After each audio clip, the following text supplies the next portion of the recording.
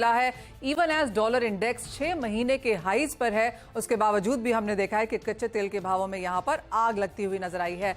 आपको बता दें कि भाव पिछले एक हफ्ते में यहां पर 7% तक चढ़े हैं और काफी सारे फैक्टर्स हैं जिन्होंने यहां पर कच्चे तेल को सपोर्ट दिया है। हमने देखा कि यहां पर सऊदी अरेबिया की तरफ से काफी हद तक सपोर्ट आता हुआ नजर आया, जिसका फायदा यहां पर भावों में देखने को मिला है। अगर सऊदी अरेबिया ने यह कहा है कि अब दिसंबर एंड तक वो यहां पर उत्पादन में कटौती करेंगे, जो कि 1 मिलियन बैरल प्रतिदिन के हिसाब से होगी। अब इसको अगर आप टोटल करके देखें तो 9 मिलियन बैरल प्रतिदिन की ही उत्पादन हम यहां पर सऊदी अरेबिया की तरफ से आता हुआ देखेंगे। और सिर्फ सऊदी अरब ही नहीं, रशिया की तरफ से भी यह अनुमान आया है कि 3 लाख बैरल पर डे यहां पर कच्चे तेल का एक्सपोर्ट जो है वो रशिया कम करता हुआ नजर आएगा। तो क्लियरली पहले यह माना जा रहा था कि यह कटौती सिर्फ अक्टूबर में होगी, अब क्योंकि ये दिसंबर तक कैरी फॉरवर्ड कर दी गई है, तो इवन एज भारत की मांग कम है, चाइना में इंप्रूवमेंट बहुत ज्यादा नहीं देखने को मिली है, उसके बावजूद भी हम देखेंगे कि ग्लोबल मार्केट्स में यहां पर टाइटनेस बनती हुई नजर आएगी। ये उत्पादन है जो ओपेक एंड ओपेक एलाइज का है और बाजार को लगता है कि 2022 के जो स्तर हैं 2023 में हमने काफी नीचे इन स्तरों को यहां पर आता हुआ देखा भी है। तो ओपेक एंड एलाइज की यहां पर जो ओवरऑल नंबर्स हैं वो हमने यहां पर इस साल में गिरते हुए देखे हैं और इस साल के खत्म होते होते तक हम देखेंगे वो नंबर्स यहां पर और भी गिरावट में बनते हुए नजर आएंगे। आपको बता दें कि किस तरह से यहां पर प्राइसेस ने रिएक्ट किया है।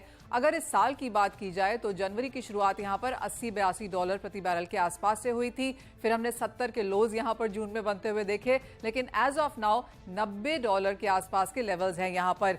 ये मूव है कि किस तरह से कच्चे तेल ने यहां पर काम किया है। एक हफ्ते में 4% तो 3 महीने में करीबन 20% का इजाफा यहां पर देखने को मिला है। यानी अगर आप अगस्त के प्राइसेस यहां पर देखें, जब हमने $70 प्रति बैरल के लोज बनते हुए देखे थे, वहां से एक अच्छी खासी तेजी अब प्राइसेस में बनते हुए नजर आई है। वही हाल ब्रेंट का और वही हाल WTI क्रूड प्राइसेस में भी हमने यहां पर बनता हुआ देखा है। तो चाहे 3 महीने, 6 महीने, 1 साल या YTD की बात की जाए, कच्चा तेल यहां पर काफी हद तक अब पॉजिटिव बनता हुआ नजर आया है। तो क्लियर इंपैक्ट यहां पर भावों में है। 6 महीने की हाइस पर यहां पर हमने डॉलर इंडेक्स को आता हुआ देखा, लेकिन उसका कोई बहुत ज्यादा फर्क हमने कच्चे तेल पर बनता हुआ नहीं देखा। लेकिन अगर रुपए को ओवरऑल देखें तो कच्चे तेल की तेजी, डॉलर इंडेक्स की बढ़त का असर हमने यहां पर जरूर बनते हुए देखा है और रुपए में लगातार डेप्रिसिएशन का व्यू बनता हुआ नजर आया है। रुपए को इस बात से भी प्रेशर है कि ज्यादातर एशियन करेंसीज भी यहां पर कमजोर होती हुई नजर आई हैं, तो 83.26 तक यहां पर रुपया उस वजह से भी लुढ़कता हुआ नजर आया है। लेकिन आगे जाकर अब कच्चे तेल में क्या व्यूज बने रह सकते हैं, हम आपको सुनवाते हैं। हमने यहां पर बात की प्रोबिस सिक्योरिटीज और सैक्सो बैंक से, और उन दोनों का ही मानना है कि आगे जाते हुए बाकी का जो बचा हुआ 2023 का साल है, यहां पर $95 से $100 प्रति बैरल तक के भाव आपको देखने को शायद मिल पाएंगे। I see perhaps we pop above 94 in the short term, but I think we will see demand start to taper off as we head into the winter months, and that will also add some pressure on OPEC what to do next. Main reasons, there are two main reasons. I think we've got OPEC Plus agreeing to maintain their output cuts. We've also got Russia there also sort of saying that, okay, well, they're going to do less exports as well. So we have that supply tightness. Also ahead of that, we're coming into the hurricane season. And I think if you put in some restrictions there, then it is an issue. Also, you've got infantry draws in the States, which have been a bit larger than normal. So all this is creating this supply tightness that is just keeping the market bid. So the Chinese, depending on how hard and fast they go on stimulus, I think was also a major factor in seeing crude oil prices break through US 90. And I think in the next quarter can often head up to 100 plus. Alright, तो $100, $101 तक भी यहां पर prices जा सकते हैं, ये experts का कहना। और आप जान लेते हैं कि भारतीय बाजारों में यहां पर क्या हाल है। हमारे साथ मेहता इक्विटीज के राहुल कलांत्री और कुंवर ग्रुप के रवि देओरा जुड़े हैं। क्लियरली जैसे आपने सुना, जिस तरह के फंडामेंटल्स हैं और जिस तरह के ग्लोबल व्यूज हैं, बैंक्स एंड ब्रोकरेजेस सभी ने अपना जो टारगेट है वो अब यहां पर 2023 के लिए बढ़ा दिया है। सबसे पहले प्राइसेस पे ही जानना चाहेंगे। रवि, ब्रेंट आपको क्या लगता है 2023 में कहां जा सकता है और MCX की अब क्या रेंज बनती हुई नजर आएगी?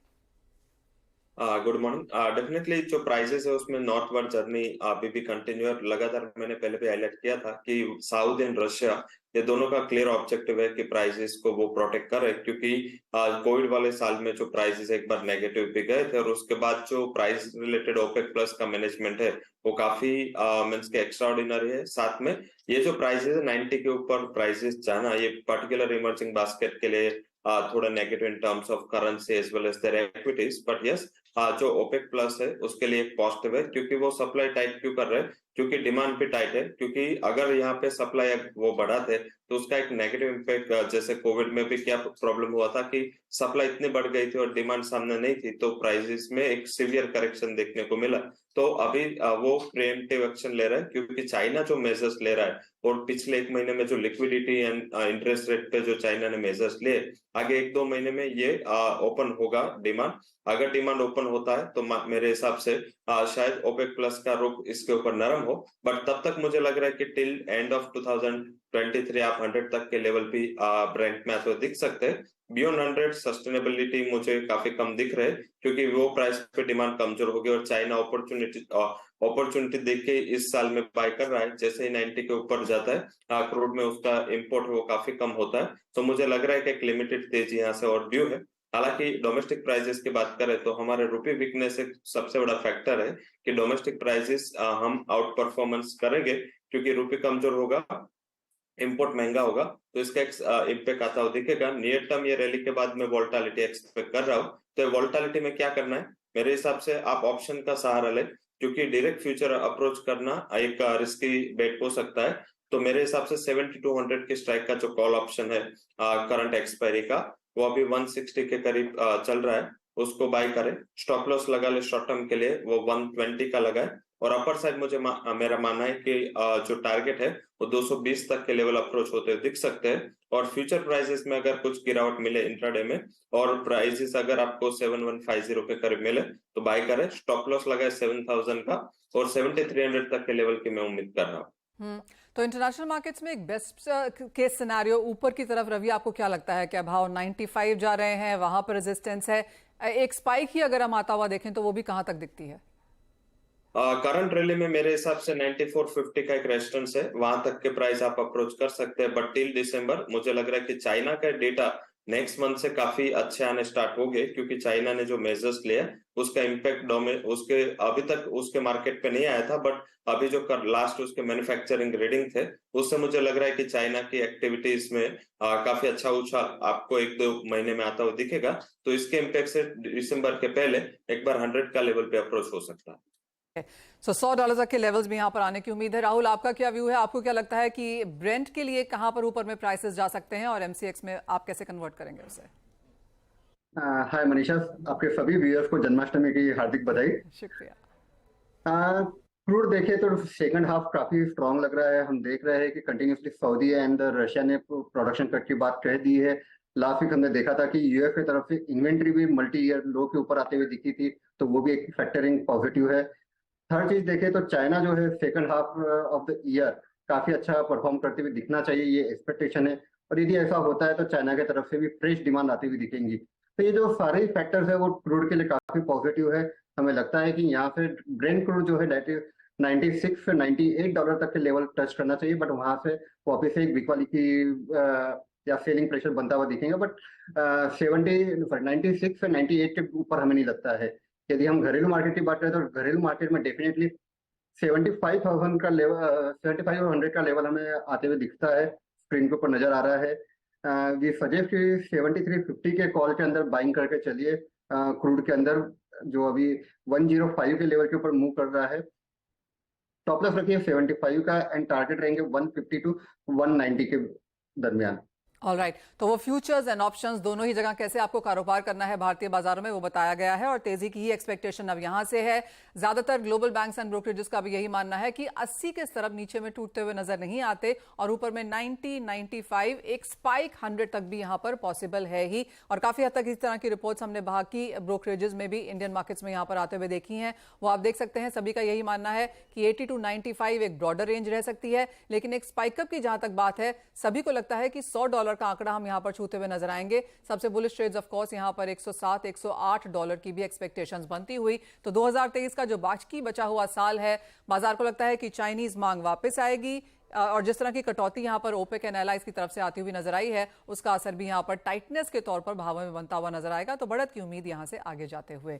ये तो बात हुई कच्चे तेल की, लेकिन राहुल, नेचुरल गैस के प्राइसेस आप कैसे देखते हैं? क्योंकि यहां पर मुनाफा वसूली अच्छी खासी नजर आई है, एक रेंज बाउंड ट्रेंड भी है, लेकिन जितनी बार भी कच्चा तेल यहां पर बढ़ता है हम देखते हैं कि कुछ इंपैक्ट उसका गैस पे आता है। क्या वो भी यहां पर बनता हुआ नजर आएगा? डेफिनेटली मनीषा, हमने देखा है कि नेचुरल गैस जो है एक ब्रॉडर रेंज के अंदर स्टक हो चुका है। दैट इज 2005 से लेके तो 230 के बीच में मूव होते हुए दिख रहा है। ये रेंज काफी समय से टूटती हुई नहीं दिख रही है, बट अभी जो 214 के लेवल चल रहे हैं, हमें लगता है 210 के लेवल कहीं पे भी आते हैं फ्यूचर मार्केट में, तो डेफिनेटली बाइंग करके चलना चाहिए विद स्टॉप लॉस ऑफ 204। आपको टारगेट 230 तक के देखने मिलेंगे। यदि हम कॉल ऑप्शन की बात करें तो कॉल ऑप्शन में हमें लगता है कि 215 का कॉल आपने लेके चलना चाहिए। अभी 11 रुपए के आसपास में चल रहा है। आप 7 रुपए का उसमें स्टॉप लॉस रखिए। आपको टारगेट जो रहेंगे 17 रुपए से लेके तो 22 रुपए तक के देखने को मिल सकते हैं नेचुरल गैस में। एंड डेफिनेटली भी सजेस्ट यहाँ पे बाइंग इनिशिएटिव करना चाहिए नेचुरल गैस में। राहुल भाई, क्विकली आप मेटल्स में कैसे देखते हैं, क्योंकि बेस मेटल्स में जो थोड़ी बहुत सपोर्ट हमने आते हुए देखी थी वो डॉलर की तेजी से कुछ प्रेशर में आती हुई नजर आई है। मनीषा, हम देख रहे हैं कि कंटिन्यूसली मेटल्स के लिए निगेटिव न्यूज आती हुई दिख रही है, बट टोटली मेटल्स जो है स्टेबल टू पॉजिटिव ट्रेंड दिखाते हुए दिख रहे हैं। कल भी हमने देखा कि डॉलर इंडेक्स बढ़ने के बावजूद भी कॉपर 240 के ऊपर मूव करते हुए दिख रहा है, जिंक 220 के ऊपर है एंड एल्यूमिनियम भी 210 के ऊपर है। तो हमें लगता है कि बेस मेटल एक अच्छा पॉजिटिव इन्वेस्टमेंट जोन रहेगा जहाँ पे कोई भी अपनी बाइंग पोजीशन बना सकता है। हमें लगता है कॉपर 240 के ऊपर सस्टेन होने पे 248 से लेके तो 748 से लेके तो 756 तक के टारगेट देखने को मिल सकते हैं। अगर कॉपर 240 वीकली बेसिस पे क्लोज कर दे तो हमें लगता है कि 740 के ऊपर वीकली क्लोज कर दे तो 770 तक के भी टारगेट देखने को मिल सकते हैं कॉपर में। वहीं पे हम जिंक की बात करें तो काफी समय के बाद में जिंक वापस से 220 के ऊपर सस्टेन होते हुए दिख रहा है। हमें लगता है कि 224 तक के टारगेट जिंक में आते हुए दिखेंगे। वहीं पे हम यदि एल्यूमिनियम की बात करें तो एल्यूमिनियम 201 के ऊपर सस्टेन होते हुए दिख रहा है। 204 तक के टारगेट आज या कल के समय में आते हुए दिखना चाहिए एल्यूमिनियम में। ऑलराइट, तो बढ़त की उम्मीद यहाँ पर आगे बनती हुई नजर आई है बाजार में। Of course pressure